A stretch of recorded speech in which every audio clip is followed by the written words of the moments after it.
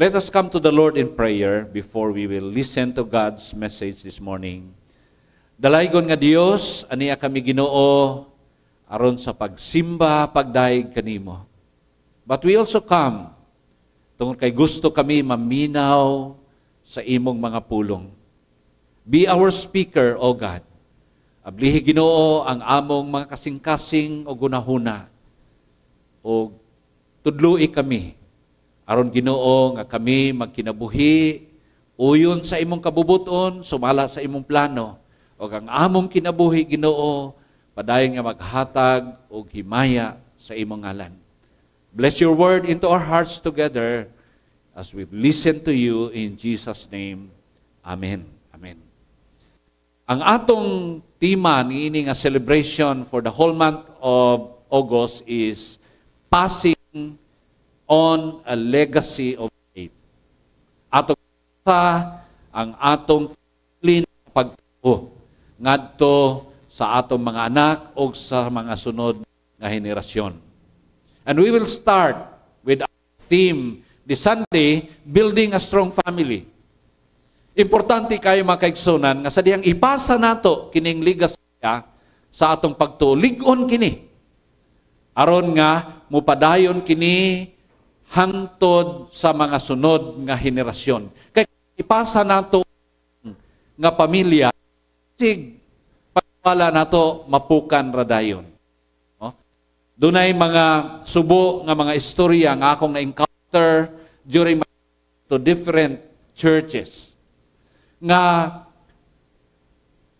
dunay mga simbahan nga ang nagsimba ang lola o ang lola. Na anak, na ang mga apo. I don't know what happened. No? Doon na sila mga nindot nga testimonyo nga ilang anak dinhi pagikasal sa simbahan. Agan, gididik na karon. I think we need a microphone para dili kayo na. Subo no nga mga istorya. But what we want is pagtuo nga atong naangkon na sinati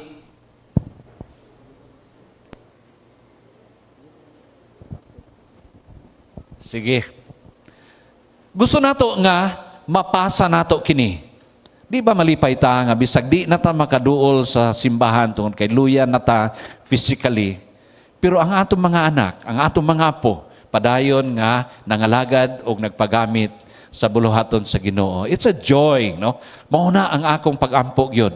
Nga dili lamang si Pastor Sedi, Pastor Ating, aktibo nga mga lagad sa Ginoo, ang ilang mga umaabot nga anak, hangtod na sa ilang mga apo, magpabilin tungod kay nakita nila how we live a life that is honoring God, nga ilang nasinati og ila usab nga gikinabuhi. So building a strong family. Ginaingon nga ang nasod, ang iyang kalig-on niini nagadepende sa mga pamilya nga naglangkob niini. Mutuo ba mo ni ana? Kung ang mga pamilya sulod sa syudad o kaha naa sa lungsod o sa nasod, huyang usab ang maong nasod o maong lungsod. Likewise, ang kalig-on sa simbahan nagadepende sa matag pamilya nga nagalangkob niini. Mao kana ang dakong challenge karon, lig-on ba ang atong mga pamilya? Nasayod kita mga kaigsunan nga ang tanang pamilya moagi gyud og mga bagyo, mga unos sa kinabuhi. Regardless kung unsa man ang atong spiritual standing, mahimong very spiritual man kita nga bana, asawa, mga ginikanan o mga anak. Tanan kita muagi og mga pagsulay og unos sa atong kinabuhi. Regardless kung unsa man ang atong educational background, taas man ang atong gieskwilahan o kaha igo-igo lang, tanan ta moatubang og unos bagyo sa kinabuhi. Si Jesus Christ sa iyang gisulti nga parabulo about the wise and the foolish, iyang gi-imply nga wise ka man or foolish ka man, pareho sila moagi og bagyo sa kinabuhi. Di lamang bagyo sa kinabuhi, doon na pa'y atake sa atong kaaway nga gusto nga muguba sa atong pamilya. Nasayod ba mo nga ang World Trade Center sa New York gitukod sulod sa 6 ka tuig og 7 ka bulan. Ingon anak kadugay. But it was destroyed by the terrorists in just a matter of 1 hour and 40 minutes.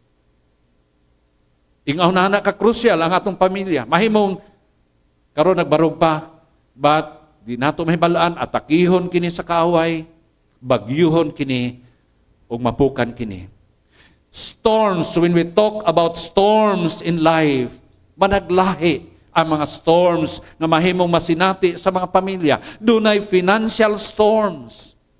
Dunay mga panahon nga bagyuhon ta sa kawaladon. Dunay mga panahon nga moatubang ta og physical storms. Dunay mga balatian nga maubot sa atong kinabuhi. Dunay mga panahon nga dunay atubangon nga emotional storms. Jobless storms, panahon nga kalit lang mawala kanato ang atong trabaho o atong source of income. Dunay mga storms caused by teenage rebellion. Kanang atong mga anak nga nagatubo, di lang ni mahibalaan. Nagtubo man unta ni sa Sunday school, pero karon nganong dili man ni maminaw na nako. Nganong musupak naman ni nako sa storms na, sa mga ginikanan. Marital strife storms, daghang mga kaminyoon ang nabungkag tungod kay gibagyo kini through marital strife. Pagkawala sa atong mga mahal sa kinabuhi, and many other storms nga atong atubangon sa atong mga pamilya, mga kaigsunan. We are all aware that not all homes will make it through the storms. Dunay mga panahon nga ang mga pamilya sa dihang banggaan o mga bagyo sa kinabuhi, it will collapse.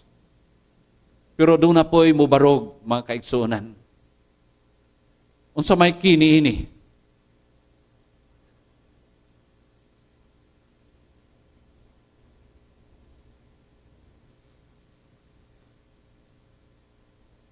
Ang susi niini mga kaigsunan mao kini. It is the house that had the strong foundation that will stand in the storms of life. Mumatter gyud ang pundasyon sa atong panimalay kung gusto kita nga kini mo barog, taliwala sa mga bagyo unos sa kinabuhi. Sa dili pa nato lantawon ang atong main text nining kabutagon, I want us to look into Psalm 127 verse 1. Ang pulong sa Dios nagingon dinhi, unless the Lord builds the house, the builders labor in vain. Gawas kung ang Dios mao'y magatukod sa pamilya o sa panimalay, kawang lamang ang mga kahago sa nagtukod niini. Now, kung imong lantawon mga kaigsunan, kining Salmo 127, parte kini sa series of Psalms nga gitawag kini og a Song of Ascents. Unsa maning Song of Ascents? Mao kini ang giawit sa mga worshipers, sa mga Israelites, sa dihang musaka sila ngadto sa bungtod sa Jerusalem aron mosimba sila just to attend kini mga pilgrim festivals. Mao ni ilang awiton. Dunay 15 ka mga Song of Ascents, kung imong basahon, gikan sa Psalm 120 hangtod sa Psalm 134. It is quite interesting na at the middle sa tunga-tunga nining Song of Ascents, mao kining salmo may tungod sa pamilya. Noon sa may gipahinumdom niini kanato. It reminds us of the centrality and the importance of the family. Interesting po, kay upat niini, kauban na ning Psalm 127, gi-attribute kini ngadto kang King Solomon. Ang uban niini kang David. Kinsa man si King Solomon? A man nga nakasabot siya og unsa kining building construction. Ngano man, siya ang gipili sa Dios nga maoy mutukod sa temple, ang grandioso nga building construction sa Israel. So si King Solomon, mga kaigsunan, nakasabot siya unsa kining building construction, that it involves hard work. Dili kini sayon nga buluhaton. Bisan gani magpa-renovate lang ta sa atong balay. Grabe ang hard work. Magkamuritsing ta diha, magkaabog-abog, no? Magkalat. Then ang mga tao kinahanglan mo hire ta, no? Nag-smile si engineer. Tungod kay mo ni iyang trabaho, no? Sa atong mga engineers diha. It involves hard work. Siguro mga kaigsunan, you will agree with me that it is a hard work to have a good and strong marriage. It is a hard work to have a good and strong family. Dili ni siya automatic nga mahitabo. Sa diyang magminyo mo, you will live happily ever after. No. You have to work it out. Imong tukuron kini, or mahimo kining ligon. Now, we need to look at our passage, mga kaigsunan. Ang Genesis chapter 2, 18 to 25. If you have your Bibles with me, I hope you will follow with me in this text, no? Genesis chapter 2, 18 to 25. Kini nga mga bersikulo, tudlo kanato mahitungod sa unang pamilya nga gimugna sa Dios. Nagatudlo kini kanato unsaon nato pagtukod ang atong pamilya aron nga mahimong lig-on kini ug mobarog kini sa atake sa kaaway o sa mga bagyo nga moabot sa atong kinabuhi. Now, una, if we want to have a strong family that will stand, kung kini atubangon og bagyo sa kinabuhi, then kinahanglan nga tukuro nato kini sa pundasyon sa otoridad sa Dios. We have to build it on the foundation of God's authority. Look at verse 18. Unsay giingon dinhi? The Lord God said, "It is not good for the man to be alone. I will make a helper suitable for him." Kini nga bersikulo mga kaigsunan, nagtudlo kanato that in order to have a strong family, it must be founded on God Himself, who is the author of the family. Notice sa key phrase ni ini nga bersikulo, I will make. I will make. The first family was created by God. It was founded by His power and sanctioned by His authority.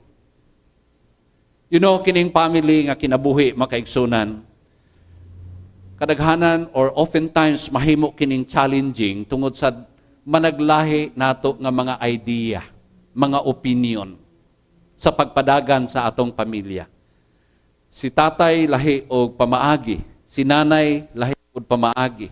Ang mga anak naapoy lain silang mga pamaagi. Ilabi na kining moderno nato nga kalibutan karon, no? Kini manggong atong mga opinion, mga kaigsunan sa pagpadagan sa atong pamilya, influence kini sa atong family of origin. Asa ta nagikan? Tungod kay ingon ani ang pagpadako nato, mao po ni ang atong dalhon. Muna nga kaniadto, bugbog sarado ta, kulatado ta sa atong ginikanan, there's a tendency nga mahimong violent po ta sa atong mga anak. Dili man ni influensyado sa atong family of origin, influensyado kini sa mga tao sa atong palibot. Nahinumduman ba ninyo ni nga illustration? Gishare ni Pastor Sedi one time, naglalis ning duha. Kung ingon niya, no, 6 man gyud na, no? Ingon pud ang isa dili 9 na. So di gyud sila magkasinabot. Kay ingon ang isa 6, ang isa 9. Pareho man silang tama, no? So may punto nato dinhi. Mga kaigsunan, kung ang ato lang opinion ang sundon, maglalis gyud ta. Kay sa atong hunahuna, it works sa among pamilya. Ingon ani ang pagpadagan. Mingon pod ang asawa, no, sa amo ingon ani ang pagpadagan. But when we agree as a family to build our homes based on the wisdom and authority of the one who designed it, then it becomes easy for us to agree kung saan nato pagpadagan ang atong pamilya. Kini ang solusyon dinhi. Unsa kinsa gyud tinuod nila? Ang pangutanon kinsa may nagsulat ana? Unsa may iyang hunahuna sa diyang gisulat niya? 9 ba o 6? Siya gyud ang right nga mo decide which is true. The same true mga kaigsunan sa atong pamilya. Managlahi man ang atong opinion sa pagpadagan sa atong pamilya apan what is important, dili ang imong isulti, dili ang iyang isulti, kundi unsa may gisulti sa Ginoo how we run our family. For He is the final authority of our family and marriage. Kay siya mo'y author ni ini, mga kaigsunan. When God's wisdom and authority becomes the foundation to the family, the question is not what you say or what he or she said. Apan unsa may gisulti sa Ginoo. What does God's word say about how we should discipline our children? Mubalik tas pulong sa Ginoo. Unsa may gisulti sa Ginoo how we should manage our finances. Unsa may gisulti sa Ginoo how we should resolve conflict. And many more issues nga atong atubangon sa atong pamilya. Mga kaigsunan, kung gusto taglig-on nga pamilya, then God must be the first and the final authority upon which the home is built. Siya mo'y atong sundon. Kaya siya mo'y author og nahibalo og unsaon nato pagpadagan niini. Nganong daghang mga pamilya na bungkag. Tungod kay ilang gitukod kini, dili pinagi sa specification nga gidisenyo sa Ginoo.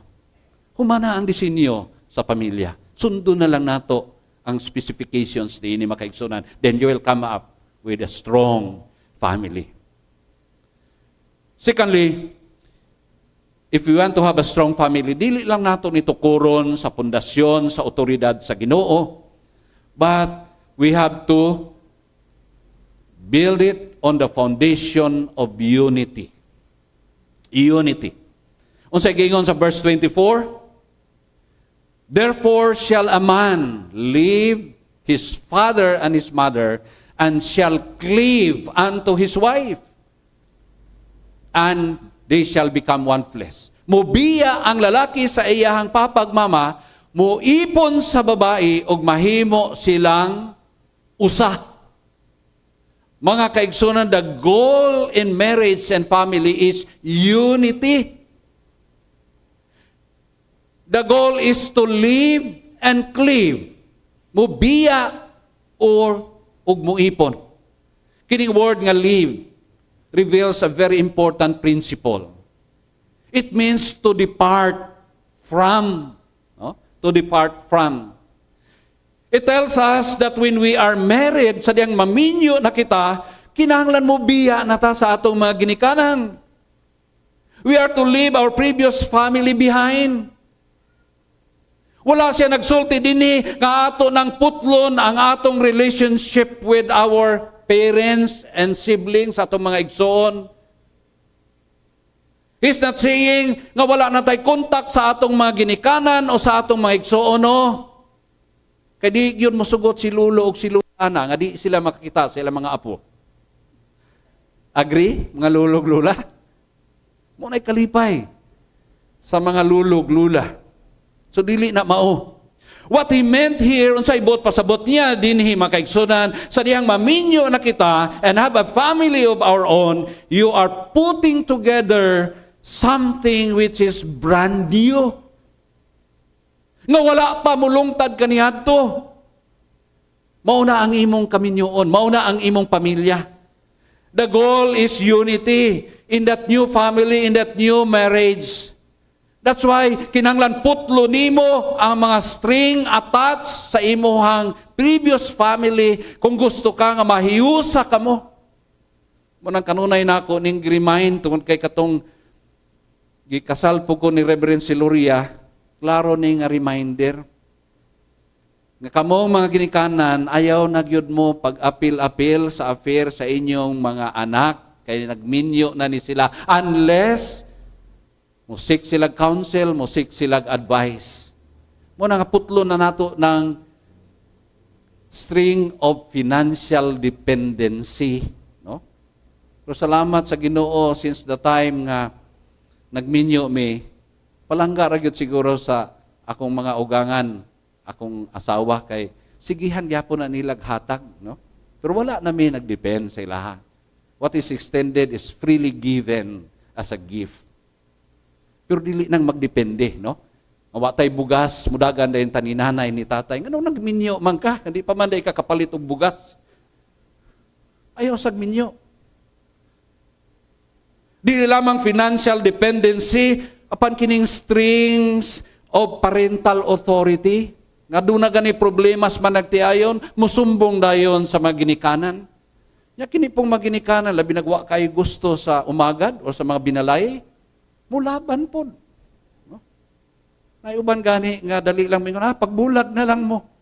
Dili ingon na kadali.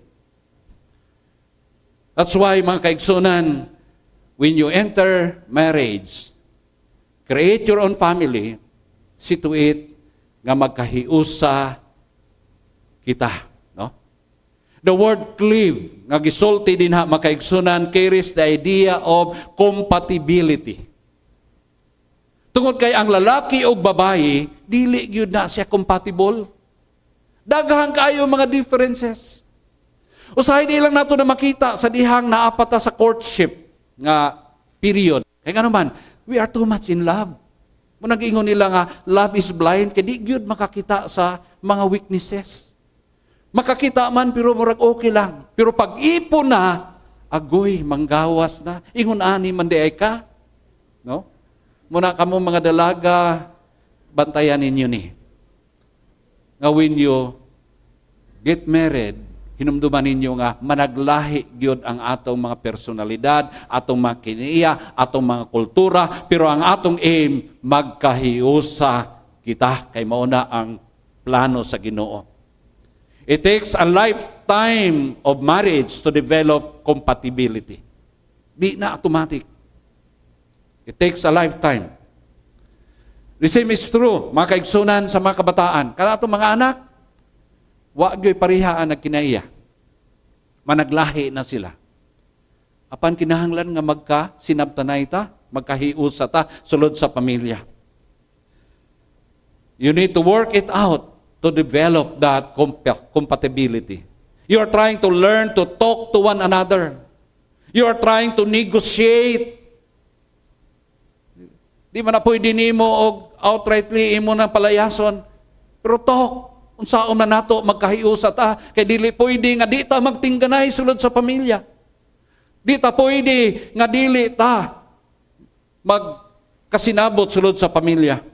You know, in Matthew chapter 19, kini nga verse gi-quote ni Jesus Christ. Pero doon na siya gidugang niini. Unsa may ang gidugang? Ingon niya, what God has joined together, let no man separates. Ang kaminyuon, ang pamilya, nga gihiusa sa Ginoo, dili bulagon sa tao. Wala tay katungon nga mubulag niini, makaigsunan. Kaya nga naman, ang kahulugan anang join together, ang original ana, kung imong hubaron, ang literal meaning is to be glued together. Kana bang giglo siya, gipadikit siya. Nga kung imong bulagon, it cause damage sa both parties. Di lamang ang mag-asawa ang madamage kung bulagon imo, but ang pinaka-casualties mao ang mga kabataan, mga kaigsunan. Muna nga dili kinahanglan nga bulagon ang gihiusa sa Ginoo. O kinahanglan nga kita, ingon nga pamilya, kinahanglan nakaglo together kita. That's why we need to learn to talk with one another. We need to commit ourselves for that unity in the family. Di nang naay problema, mo back off na dayon ta, mo withdraw ta, mo man ay atong batasan. But we need to sit down and talk sa mga issues, unsaon nato magkahiusa, tungkol kay mauni ang importanteng pundasyon sa kaminyuon o sa pamilya nga gitukod sa atong Ginoo. For a family to be strong again, and lasting, it must be built on the foundation of God's authority. It must be built on the foundation of unity. And thirdly, if you want to have a strong family, then you must pakiclick na lang diya. You must build it on the foundation of grace. Verse 25. Nagaingon ang verse 25, Adam and his wife, si Eve, no, were both naked and they felt no shame. Mao ni ang gisulti sa verse 25, katapusang bersikulo sa chapter 2. Hubo sila, pero wala sila'y malisya, wala'y shame. Munang dunay usa ka preacher nagingon, how I wish duna pay verse 26 nga sumpay unta ana. O ang verse 26 nagaingon, and they live happily ever after. Pero dili na mooy storya makaigsunan. Kay human sa Genesis chapter 2, verse 25, Genesis chapter 3, verse 1 na, og mauni ang account mahitungod sa pagkahulog sa sala sa tao. Kung ang katapusan nga bersikulo sa chapter 2, wala sila'y kaulaw sa matag usa, lahi na pag-abot sa chapter 3. Tanawa ang chapter 3, verse 9 and 10. But the Lord God called to the man, human siya makasala, where are you? He answered, I heard you in the garden, and I was afraid because I was naked, so I hid. Dunanay guilt, dunanay kaulaw sa ilang kahubo. Nagatago na ang tao. Why? Tungod kay ang sala, misulod na sa ilang kinabuhi, misulod na sa kalibutan. One of the things you have to understand in building a strong family foundation is that we are all sinners. Yes, luwas na kita. Pero niya pa kita sa atong unod-nun nga kinaiya mga kaigsunan. Naapa kita sa atong mga weaknesses. Naapa tayo struggle sa atong mga kinaiya. Si Papa, si husband, luwas na. Pero ga-struggle gyapon nag-temptation. Makakita na og siksi, mag-struggle gyapon na. Kaya nga naman naapa ta sa atong unod-nun nga kinaiya. Amin daw. Mga makasasala, gihapon kita. Kanang atong asawa, luwas naman na. Naa naman nangalagad sa Ginoo, nagpagamit ng ganinas bulaton sa Ginoo, pero dili pa na si perfect. Naa pa na yung mga kaluyahon sa iyang makinaya, o sa'y makayaw-yaw pa na. Usahay dili maundang ang yaw-yaw. No? Usahay, naa pa na yung pagsilos. Nabay, tingala po ko ni mga asawa, magsilos man sila, bisag ilang bana, murag lisod og itsura, pero murag mahadlok pa man sila ilugo nilang bana. No? In love yun lang yun siguro sila kaayo. No? One time daw, doon ay joke, nabasahan nga, late na miuli si Adan. No? Pag-abot niya sa balay, giaway siya ni Iba. Asa man kagikan? Basig ng babae na po ka. Ingon ni Adan, naunsa ka diha Iba? Nahibalo bitaw ka nga ikaw ray babae ni ining kalibutan na. Ano magsilos man ka? Pero hibalo ka kining tao magsilos, mo di na maminaw katarungan. No? Sige na sigyaw-yaw, hantod nakatulog si Adan.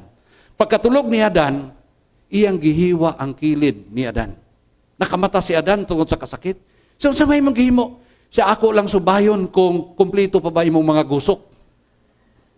Kaya basig na ana po'y nakuha dito na himong babae. No? Sahay, ingon na ana ta. We are sinners, di lang ta sinners, selfish ta. Mauna ang atong kahintang makaigsunan, human kita mahulog sa sala. Naimduman niyo si Adan? Sa dihang nakasala siya, kinsa may iyang gitudlo, na hinungdan siya pagpakasala. Si Iba. Nga si Iba, kinsa may gitudlo?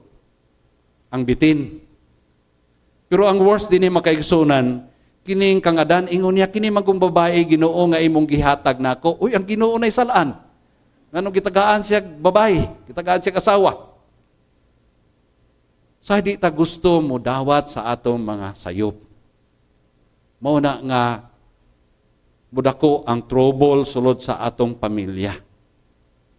Notice makaigsunan in chapter 3, sa verse 21. Importante kayo nga versikulo. Ingon sa verse 21, the Lord God made garments of skin for Adam and his wife and clothed them. Tungod kay hubo naman ang ilang pagtanaw, naulaw naman sila silang kaugalingon, ilang gitabunan ang ilang mga kaugalingon o mga dahon sa fig tree. Moto ilang gitap-tap. Pero ang Ginoo nang itagpagi, wasiyag mananap, iyang patay ang maong mananap, gikuha niya ang skin sa maong mananap o gitap-tap niya mo iyang gipasulob ni Adan o ni iba. What does it signify, mga kaigsunan? Nagahulaway ka na sa kaluwasan nato, pinaagi kang Ginoong Kristo, kami halad sa iyang kinabuhi.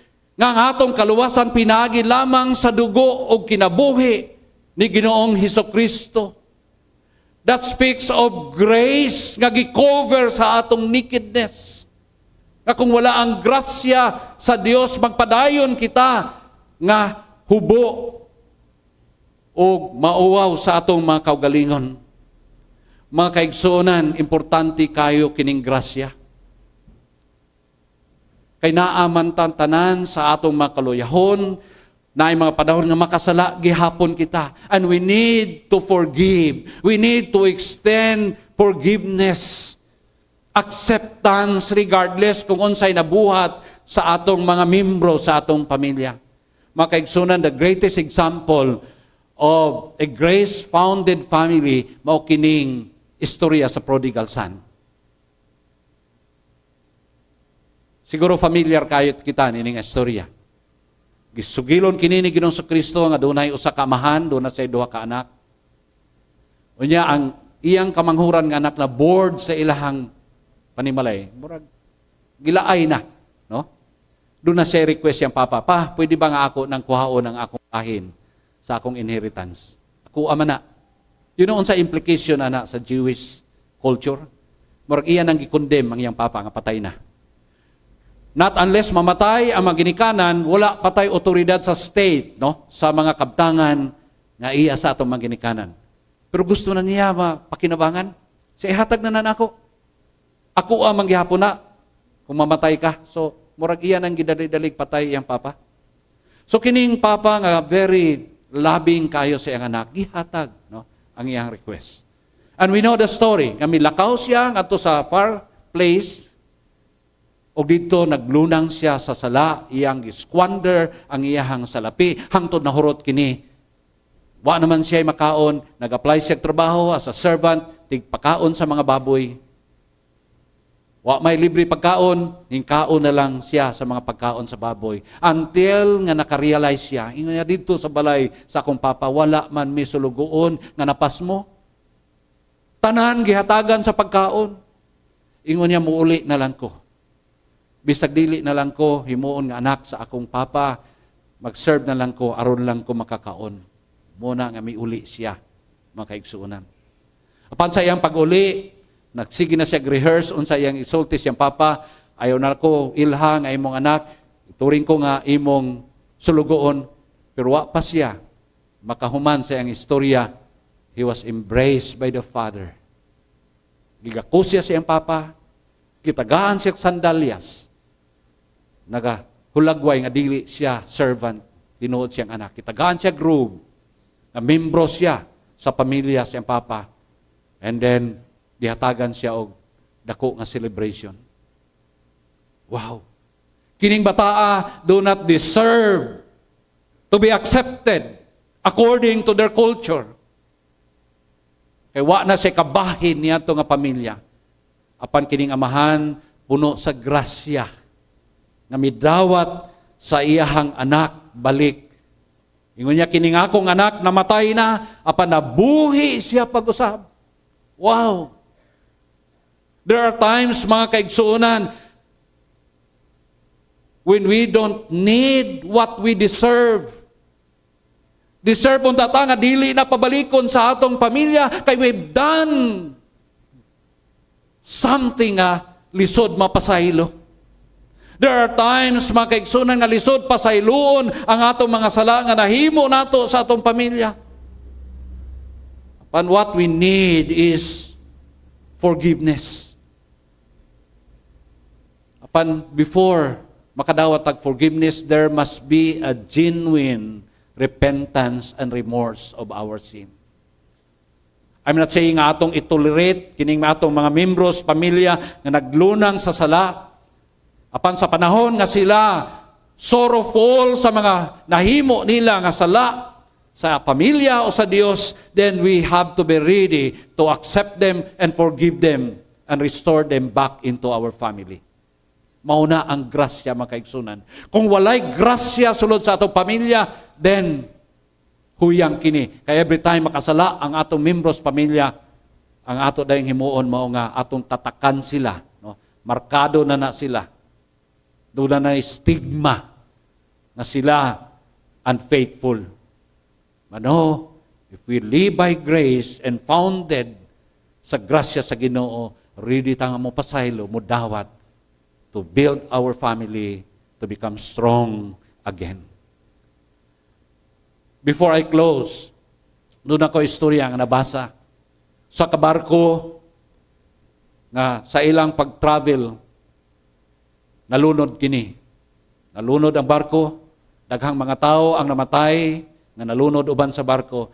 Panusa ka tao, nakasurvive siya, nakapatong siya sa tumoy sa bato. And after he was rescued, someone asked him if he was terrified. You know sa iyang tubag? He responded saying, "Yes, I was shaking all the time. Nangurog ko all the time, samtang na ako niya nang ibabaw sa bato, apan ang bato wa gyud mo kurog." Very strong ang bato. That's why na ako nagpabili niya na. Mga kaigsunan, when storms, when the enemy hit our family, the question is what kind of foundation you have been building on for your family. Is our family founded on God's authority nga we follow nonetheless but the Word of God? Ingon nga siya mao'y author and creator of family. Nakatukod ba kini sa panaghiusa? Nga kinahanglan nga i-work out nato magkahiusa ta tungod kay dunay matahom nga plano ang Dios sa atong pamilya, di lamang para nato but even to the generations to come, na ilang makita ang atong panaghiusa and they will follow on sa atong gisugdan, mga kaigsunan. Is it founded on grace? Anda matanga mo pasaylo mo dawat sa mga mistakes, sa mga shortcomings, sa mga membro sa atong pamilya. Wala may matarong nato. Kitang tanan, resulta sa grasya sa Ginoo. It is by grace we have been saved through our faith. Dili ni atong kaugalingon nga hinimuan. That's why wala tay rason nga dili ta mo release og grasya sa mga tao nga nakasala o napakyas sa atong mga relasyon. Mga kaigsunan, wa ko masayod unsay mga storms, unsay mga enemies attack nga naa karon sa inyong pamilya. But one thing akong ikasiguro ninyo, as long as ang imong pamilya natukod kini sa pundasyon sa Dios ug sa iyang mga pulong, natukod kini sa panaghiusa, natukod kini sa iyang grasya, I can assure you, unsa man ang storms, unsa man kakusog sa mga bagyo nga mabot sa atong pamilya, unsa man ang mga atake sa kaaway, I can assure you, magpabilin kang lig-on mo padayon nga moalagad sa Ginoo. Let's pray. Lord, salamat kay Ginoo sa imo mga pulong nga nagapadayon sa pag-remind kanamo unsa ka importante ang pamilya. Tungod kay ang kalig-on sa among nasod, the strength, O God, of our nation, the strength of our church depends on the families nga maoy naga-make up ni ining maong mga institutions. Salamat kay Ginoo tungod kay ang imong mga pulong reliable. If we want to have a strong family, kinahanglan lig-on ang pundasyon niini Ginoo. Ikaw ang mahimong pundasyon niini. Ang imong mga pulong ang maoy pundasyon niini. Ang among panaghiusa Ginoo, mo'y mahimong pundasyon niini. Ang among pagkamapasayloon, mo'y mahimong pundasyon niini. Lord, bless all your children, all the families of Tagsi, Ginoo. Make these families, O Lord, strong and vibrant. Padayon mag-reflect sa imong glory, Ginoo. Salamat, Lord, sa imong mga pulong. In Jesus' name I pray. Amen and amen.